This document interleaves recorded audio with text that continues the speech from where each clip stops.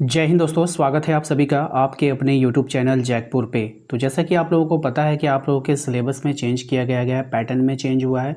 तो आप लोगों को पता है कि आप लोगों का जो ऑब्जेक्टिव सवाल आने वाला है वो 50 क्वेश्चन ऑब्जेक्टिव पूछे जाएंगे। और इन 50 क्वेश्चन को 3 भागों में डिवाइड किया गया है। पहला भाग है आपका ईजी, ठीक है, पहला आपको ईजी और फिर होगा ईजी टू मॉडरेट, और फिर थर्ड लेवल पे रखा गया है हार्ड क्वेश्चन। ठीक है, ये बोर्ड ने कहा, मैं नहीं कह रहा हूँ। ठीक है, आप लोगों को भी पता है कि क्वेश्चन को 3 पैटर्न में बांटा गया है, एक इजी पैटर्न, एक easy to moderate and hard question. तो इसलिए आप लोगों के लिए अब ज़रूरी हो जाता है कि अगर आप लोग ऑब्जेक्टिव में भी 50 में 50 करना चाहते हो तो आपको तो बुक का क्वेश्चन पढ़ना ही होगा, साथ में मॉडल पेपर क्वेश्चन पढ़ना होगा, उसके अलावा एडवांस क्वेश्चन को भी देखकर जाना होगा कि अगर वो हार्ड क्वेश्चन पूछता है तो वो किस प्रकार से क्वेश्चन को पूछ सकता है। तो हम लोग आज के इस वीडियो में एडवांस लेवल के क्वेश्चन को देखेंगे जो कि आपके एग्जाम में 50 नंबर में 50 लाने में सहायता करेगी। तो वीडियो काफ़ी इंपॉर्टेंट है, शुरू से लेकर अंत तक बने रहना है, क्योंकि आप जब देखोगे तो इस तरह का जो सीरीज़ है वो आपको पूरे यूट्यूब पर देखने को नहीं मिलेगा। इसलिए हमारे चैनल को सब्सक्राइब कर लेना है, बेल आइकन को प्रेस कर लेना है, ताकि आने वाली हर एक वीडियो का नोटिफिकेशन आपके मोबाइल पर आता रहे। तो चलिए स्टार्ट करते हैं। तो सबसे देखिए, पहले हम लोग जो चैप्टर स्टार्ट करेंगे वो चैप्टर वाइज करेंगे, हम लोग जितने भी एडवांस लेवल के क्वेश्चन होंगे। और ये कक्षा 12 इतिहास का है, क्वेश्चन है अध्याय 1। चैप्टर का नाम होगा आपका ईंट मन के अस्थियां हड़प्पा सभ्यता। ठीक है, तो ज़्यादातर क्वेश्चन इसमें हड़प्पा सभ्यता के ही देखने को मिलेंगे आपको। तो सबसे पहले हम लोग टॉप 20 हम लोग क्वेश्चन को देखेंगे। सबसे पहला सवाल आपके स्क्रीन पर आ चुका है। इस पहले सवाल में आपसे पूछा गया है कि हड़प्पा सभ्यता की पहचान सबसे पहले कहाँ पर हुई थी। ऑप्शंस आपके पास हैं, मोहनजोदड़ो में हुआ है, हड़प्पा में हुआ है, कालीबंगन में हुआ है, लोथल में हुआ है। और दूसरी बात मैं आपको यहाँ पे बता देना चाहता हूँ कि आप लोग कोई भी ये क्वेश्चन को कॉपी में नोट करने की गलती ना करेंगे। ठीक है, कोई क्वेश्चन को आपको नोट्स नहीं बनाना है, कोई भी आपको कॉपी में नहीं नोट करना है। मैं अलग से प्लेलिस्ट बना दूंगा एडवांस का, आप लोग वहाँ पे जा करके प्रैक्टिस लगा सकते हो। ठीक है, तो रोज़ आपसे प्रैक्टिस लगा लेगा, एक बार प्रैक्टिस लगाया, फिर उसको 2 दिन के बाद लगाया, फिर उसको हफ्ते में लगाया, फिर उसको 10 दिन पे लगाया। इस तरह से आप प्रैक्टिस करोगे और आपका प्रैक्टिस होता जाएगा। तो देखिए, इसका जो राइट आंसर हो जाएगा वो हो जाएगा आपका हड़प्पा। ऑप्शन नंबर 20 का यहाँ पे करेक्ट आंसर हो जाएगा। ठीक है, आइए इसके बारे में थोड़ा सा हम लोग देखेंगे कि 1921 में दयाराम साहनी ने हड़प्पा, यानी जो अब पंजाब पाकिस्तान में की है, खोज की है। हड़प्पा अब कहाँ पर है, अगर आपसे एग्जाम में पूछ ले कि हड़प्पा कहाँ पर है तो आपको बताना है कि पंजाब पाकिस्तान में है। ठीक है, इसी कारण से इसे हड़प्पा सभ्यता कहा गया। तो इस तरह से हम लोग पूरे हर एक सवाल को डिटेल में देखेंगे और उसके कुछ फैक्ट होंगे तो उनके फैक्ट को भी हम लोग जानेंगे। ठीक है, आइए दूसरे सवाल पे आते हैं। हमारा दूसरा सवाल है, कह रहा है आपसे कि मोहनजोदड़ो की खोज किसने किया था। ऑप्शन है आपके पास, राखालदास बनर्जी हैं, जॉन मार्शल हैं, दयाराम साहनी हैं और अलेक्जेंडर कनिंघम है। इसका जो राइट आंसर हो जाएगा वो हो जाएगा आपका Rakhaldas Banerjee. Option number A, option number A इसका यहाँ पे करेक्ट आंसर हो जाएगा। यहाँ पे देखेंगे हम लोग कि राखालदास जो बनर्जी थे, चर्च 1922 में ईस्वी में राखालदास बनर्जी ने मोहनजोदड़ो की खोज किया था। ठीक है, कब किया था, तो 1922 में किया था। तो कभी कभी डेट भी पूछ लेता है, तो आप लोग को ध्यान में रखनी है। आइए क्वेश्चन नंबर आते हैं 3 पे। क्वेश्चन नंबर 3 में कहा गया है कि हड़प्पा सभ्यता की मुख्य विशेषता क्या थी। ऑप्शंस के अनुसार अगर हम देखें, धातु का प्रयोग है, नगरीय नियोजन है, अश्वपालन है या फिर बौद्ध धर्म है। तो राइट आंसर हो जाएगा इसका ऑप्शन नंबर बी, नगर नियोजन। ठीक है, ऑप्शन नंबर बी इसका यहाँ पे करेक्ट आंसर हो जाएगा। नगरों में सुनियोजित निर्माण, सड़कें, नालियाँ, जल निकासी व्यवस्था की चर्चा, इसकी जो है वो प्रमुख व्यवस्था थी। ठीक है, हड़प्पा के क्या क्या व्यवस्था थी, तो नगरीय नियोजन था। यहाँ पे सबसे पहले नगरों का सुनियोजित निर्माण किया गया था, सड़कें थी, पक्की सड़कें थी, नालियों का पक्की नालियाँ थी, जल निकासी की व्यवस्था की प्रमुख विशेषता थी वहाँ पे। ठीक है, तो इसको ध्यान में रखना है। क्वेश्चन नंबर आते हैं 4 पे। इसमें कहा गया है कि हड़प्पा सभ्यता को और किस नाम से जाना जाता है। ऑप्शन है, वैदिक सभ्यता है, आर्य सभ्यता है, सिंधु घाटी की सभ्यता है, गंगा घाटी की सभ्यता है। तो इसका जो राइट आंसर हो जाएगा वो हो जाएगा आपका सिंधु घाटी की सभ्यता, option number C. Option number C इसका यहाँ पे करेक्ट आंसर हो जाएगा। अच्छा, इसको सिंधु घाटी की सभ्यता क्यों कहते हैं, क्योंकि ये सभ्यता सिंधु नदी और उसकी सहायक नदियों के किनारे विकसित हुई। तो इस फैक्ट को भी आपको याद रखनी है। ठीक है, आइए अगले सवाल पे आते हैं। क्वेश्चन नंबर 5 में इसमें कहा गया है कि मोहनजोदड़ो की महान स्नानागार किससे बनी थी। ऑप्शंस आपके पास हैं, कच्ची ईंट, पक्की ईंट, पत्थर या फिर लकड़ी। सही जवाब हो जाएगा ऑप्शन नंबर बी, पक्की ईंटों से बनी हुई थी। ऑप्शन नंबर 20 का यहाँ पे करेक्ट आंसर है। देखिए महान स्नानागार जो थे वो जलरोधी पक्की ईंटों से बना हुआ था। जलरोधी का मतलब समझ रहे हैं, पानी जो है वो आर पार नहीं होता है जिससे, और धार्मिक समारोह में प्रयोग होता था। आपसे अगर क्वेश्चन पूछ ले कि ये जो हड़प्पा सभ्यता का जो महान स्नानागार था वो किस चीज़ों में उपयोग किया जाता था, तो धार्मिक समारोह जब होता था तब इसका प्रयोग किया जाता था। ठीक है, तो याद रखनी है आपको। क्वेश्चन नंबर 6 पे आते हैं। इसमें कहा गया है कि हड़प्पा सभ्यता का प्रमुख अनाज क्या था। ऑप्शन है जौ है, गेहूं है, चावल है, बाजरा है। राइट आंसर हो जाएगा ऑप्शन नंबर ए, जौ हो जाएगा। क्या हो जाएगा? जौ हो जाएगा। याद रखना है आप सभी को। तो हड़प्पा वासी जो थे वो जौ और गेहूं की खेती करते थे। किसकी खेती करते थे? जौ और गेहूं की। चावल के अवशेष भी लोथल व रंगपुर से मिले हैं। अगर आपसे पूछ ले एग्जाम में कि हड़प्पा सभ्यता में जो चावल था उसके अवशेष कहाँ से मिला है, तो लोथल से मिला है और रंगपुर से मिला है। तो ये आपको याद रखना है। ठीक है, क्वेश्चन नंबर आते हैं 7 में। इसमें कहा गया है कि लोथल किसके लिए प्रसिद्ध था। विशाल स्नानागार के लिए, गोदाम और बंदरगाह के लिए, काली मिट्टी के बर्तन के लिए, या फिर पाषाण उपकरण के लिए। तो आपको बताना है ये किसके लिए था। देखिए लोथल विशेषकर जो है बंदरगाह के लिए प्रसिद्ध होता था। ठीक है, तो यहाँ पर दो ऑप्शन है, गोदाम और बंदरगाह भी है, तो इसीलिए आप लोग ऑप्शन नंबर बी में आपको करना है सही। ठीक है, तो देखिए ये जो लोथल है ये कहाँ पे पाया जाता है, ये गुजरात में पाया जाता है। कभी कभी पूछता है कि लोथल कहाँ है, तो आपको बतानी है गुजरात में है। गोदाम और प्राचीन जहाज रानी बंदरगाह मिला है। ठीक है, चलिए इसको याद रखना है आप सभी को। जितने भी हम एक्स्ट्रा फैक्ट बता रहे हैं ये भी आपका समझ लीजिए कि अगर हम आपको इस वीडियोज़ में 20 क्वेश्चन करवा रहे हैं तो वो आपके 40 क्वेश्चन में कन्वर्ट हो जाएगा। बात समझ में आई आप सभी को? तो हम एक्स्ट्रा फैक्ट को भी लेकर चल रहे हैं। आइए अगले सवाल पे आते हैं। क्वेश्चन नंबर 8 में देखिए कह रहा है कि हड़प्पा सभ्यता में घर बनाने के लिए कौन सी सामग्री का प्रयोग हुआ। लकड़ी का, कच्ची ईंटे का, पक्की ईंटों का, या फिर पत्थर का। तो राइट आंसर हो जाएगा पक्की ईंटों का। ऑप्शन नंबर सी इसका यहाँ पे करेक्ट आंसर होगा।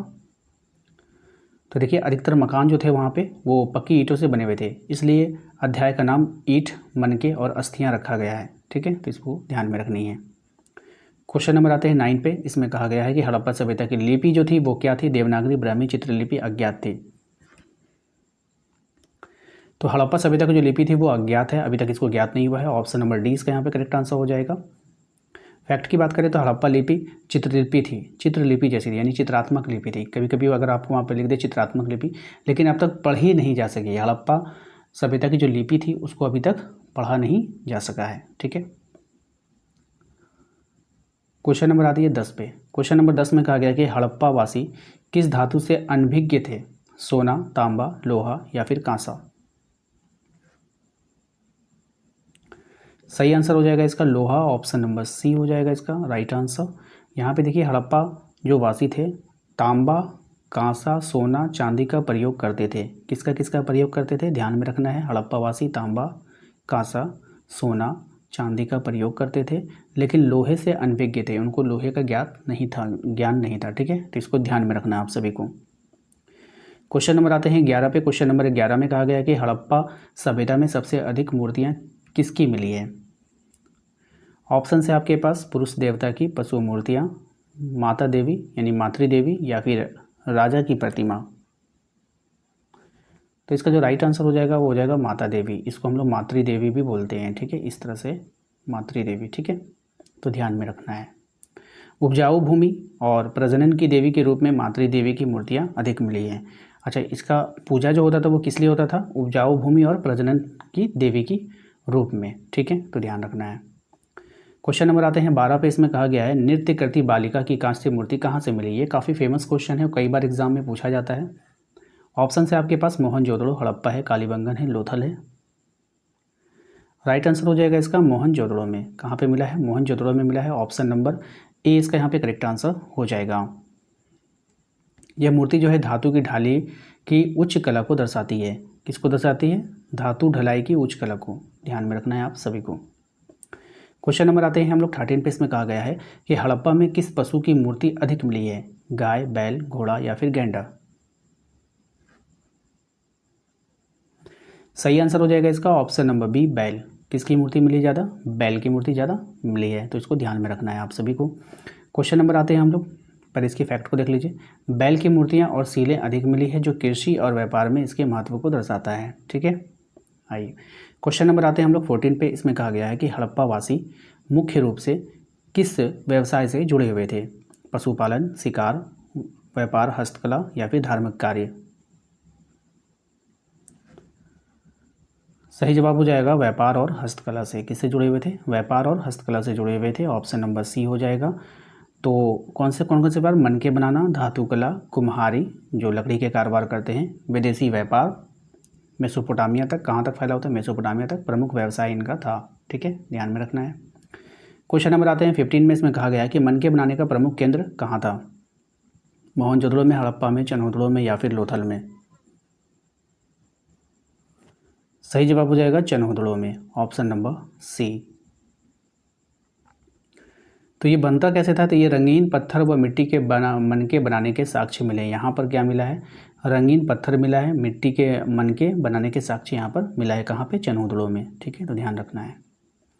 क्वेश्चन नंबर आते हैं हम लोग 16 पे। क्वेश्चन नंबर 16 में बोला गया है कि हड़प्पा सभ्यता का सबसे बड़ा स्थल कौन सा है? ऑप्शन है आपके पास, मोहनजोदड़ो है, हड़प्पा है, राखीगढ़ी है और कालीबंगन है। राइट आंसर हो जाएगा ऑप्शन नंबर सी, राखीगढ़ी। ध्यान में रखना है। हरियाणा का जो राखीगढ़ी है स्थल वर्तमान में सबसे बड़ा हड़प्पा का स्थल माना जाता है। ठीक है, सबसे बड़ा स्थल किसको माना जाता है? राखीगढ़ी को। और ये कहाँ पाया जाता है? तो हरियाणा में पाया जाता है। क्वेश्चन नंबर आते हैं हम लोग 17 में। हड़प्पा वासी किस पेड़ की पूजा करते थे? काफ़ी अच्छा सवाल है, ध्यान में रखना है आप सभी को। पीपल, बरगद, नीम या फिर आम? तो देखिए राइट आंसर इसका हो जाएगा आपका पीपल। ठीक है, option number A. Option number A इसका करेक्ट आंसर हो जाएगा। पीपल के वृक्ष को पवित्र मानकर इसकी क्या की जाती थी? पूजा की जाती थी। क्वेश्चन नंबर आते हैं 18 पे। इसमें कहा गया है कि हड़प्पा वासी किस खेल से परिचित थे? कबड्डी, शतरंज, कुश्ती या फिर दौड़? राइट आंसर हो जाएगा शतरंज यानी कि पासा।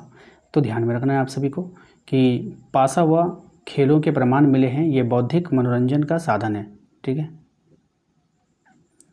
क्वेश्चन नंबर आते हैं 19 में। कालीबंगन किसके लिए प्रसिद्ध है? नृत्य करती बालिका के लिए, अग्निकुंड व हल की जुताई के लिए, मातृदेवी मूर्तियों के लिए या फिर गोदाम के लिए? आपको बताना है कालीबंगन जो है वो किस लिए प्रसिद्ध है। तो अग्निकुंड व हल की जुताई के लिए, यानी कि खेतों के साक्ष्य वहाँ पे मिले हैं। ठीक है, तो खेती करने के साक्ष्य मिले हैं वहाँ पे, तो इसको ध्यान में रखना है। अग्निकुंड व हल की जुताई, ठीक है, ये इसके आंसर हो गए। राजस्थान के कालीबंगन से अग्निकुंड व हल के निशान प्राप्त हुए हैं। अगर आपसे पूछ ले कि बताइए कि अग्निकुंड के साक्ष्य कहाँ से मिले हैं, तो राजस्थान का कालीबंगन से। ठीक है, तो इस बात को आप लोगों को ध्यान में रखनी है। नेक्स्ट सवाल है आपका कि हड़प्पा सभ्यता का जो पतन हुआ वो कब हुआ? ऑप्शंस आपके पास हैं। पहला ऑप्शन है 1500 ईसा पूर्व में, 1900 ईसा पूर्व में, 1000 ईसा पूर्व में या फिर 600 ईसा पूर्व में? तो इसका जो राइट आंसर हो जाएगा वो हो जाएगा आपका ऑप्शन नंबर बी, 1900 ईसा पूर्व में। अब इसके फैक्ट को देख लेते हैं कि लगभग 1900 ईसा पूर्व के बाद हड़प्पा सभ्यता धीरे धीरे समाप्त हो गई। इसके पतन के कारणों में बाढ़, नदी परिवर्तन, आक्रमण और पर्यावरणीय कारण माने जाते हैं।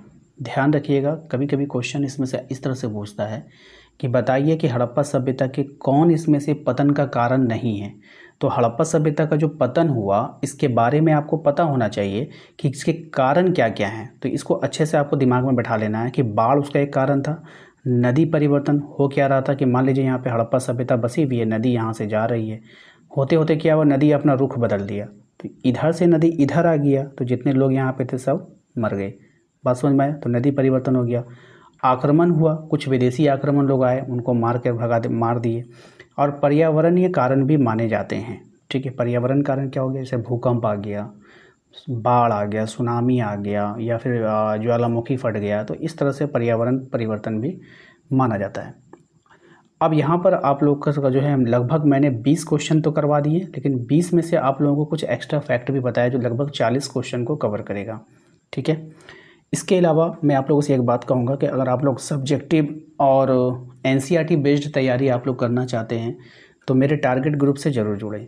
ठीक है, मैं एक टारगेट ग्रुप चला रहा हूँ जिसमें काफ़ी सारे बच्चे जुड़ते हैं और हर महीना आप लोगों को एक छोटे छोटे टास्क के रूप में दिया जाता है, जहाँ से उसको टास्क को पूरा किया जाता है। तो टारगेट ग्रुप को आप लोग अगर ज्वाइन करना चाहते हैं तो आप हमारे दिए गए नंबर पर संपर्क कर सकते हैं। नंबर आपको नीचे स्क्रीन पर दिख रहा होगा। इसके अलावा अगर आपने अभी तक हमारे चैनल को सब्सक्राइब नहीं किया तो सब्सक्राइब कर लीजिएगा, बेल आइकन को प्रेस कर लीजिए ताकि आने वाली हर एक वीडियो का नोटिफिकेशन आपके मोबाइल पे मिलता रहे। मिलते हैं नेक्स्ट अगले वीडियो में। Thank you.